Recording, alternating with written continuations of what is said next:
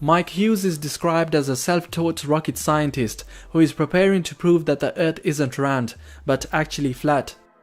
This Saturday, the 25th of November, the 61-year-old is planning to launch himself in a homemade rocket and reach 1,800 feet high in his scrap metal contraption and fly through the air at 500 miles per hour above the Mojave Desert. Eventually, the limo driver's goal is to get 10 miles high so he can prove the Earth is disc-shaped, and this weekend's flight marks the first step in his Flat Earth space program. Hughes has spent $20,000 building the steam-powered rocket in his spare time and will be live streaming the launch over the internet. The self-described daredevil says he switched his focus to rockets after twice breaking his back doing stunt jumps in cars. He said in an interview, "I don't believe in science. I know about aerodynamics and fluid dynamics and how things move through the air, but that's not science, that's just a formula." The rocket will be launched from the back of a converted motorhome purchased from Craigslist for $1,500. Speaking about the risks of the flight, Hughes said, "It's scary as hell, but none of us are getting out of this world alive." Hughes' website describes him as the only man to design, build and launch himself in a rocket. He previously flew in his own rocket in 2014. Hughes has stated that once he lands at the weekend, he intends to announce that he is running for the governorship of California. Flat Earth theory has seen a resurgence in recent years, fueled by online message boards and some high-profile endorsements from celebrities.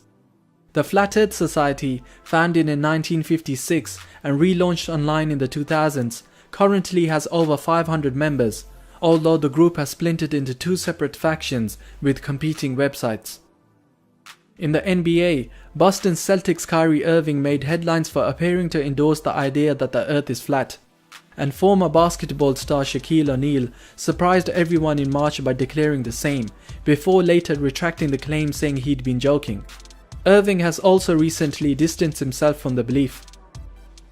Rapper B.O.B. has made social media posts supporting the theory in the past and is currently attempting to raise $1 million to place multiple weather balloons and satellites into space for experimental exploration. He has so far only managed to gather around $7,000 for the project.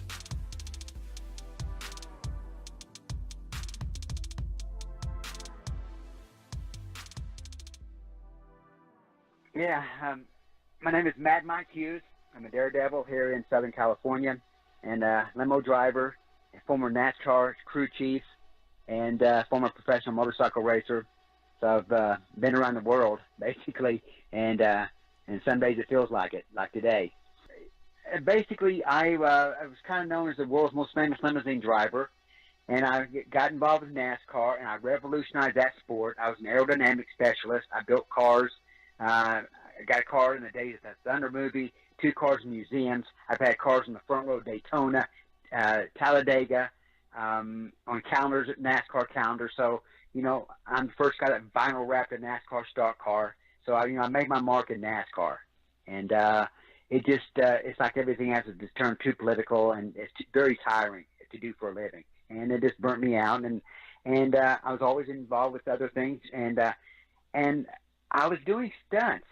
And I set the record for the longest limousine jump. And did 3 or 4 jumps. And I set the record in Paris, California, and broke my back for the 2nd time. And I'm thinking, this is not paying very well. And I'm thinking, I'm going to do the Evel Knievel rocket jump without knowing anything about rockets. And, so many years later, I finally do a jump and jump a quarter mile. And I'm getting ready to jump a mile in Amboy, California within about 45 to 60 days. I'm going to jump the whole town of Amboy. We're going to launch 300 foot from Route 66, and it's going to be the longest jump of all time, and probably the greatest daredevil stunt of all time, because I'm going to launch this rocket from a mobile rocket launcher, which I'm the only man in the world that has one. I built it just like my rocket, so it's quite an endeavor. I am the only gentleman in the history of mankind to design, build, and launch themselves in their own rocket. Okay, research Flat Earth. And did you already know about Flat Earth? Oh yes, I've been a believer for maybe almost a year. I researched it for several months. In between doing everything else, you still have to try to make a living and everything and all that kind of stuff. And this rocket is actually, it eats up a lot of my time. But when I'm not doing that, I research things. I mean, everything. And this is when I know a lot about the background of NASA, Elon Musk. You know, if you want to talk about NASCAR, I can talk about that, a lot of things. But, you know, I'm not a stock market guy. I don't believe in it. I don't believe in banking. You know, I believe in the real things. But the problem is people growing up nowadays don't know the difference between CGI and what is real. But anyway, to get back to the NASA thing, you know, most of those NASA astronauts are Freemasons. So John Glenn and Neil Armstrong, you know, they're 33 days Freemasons.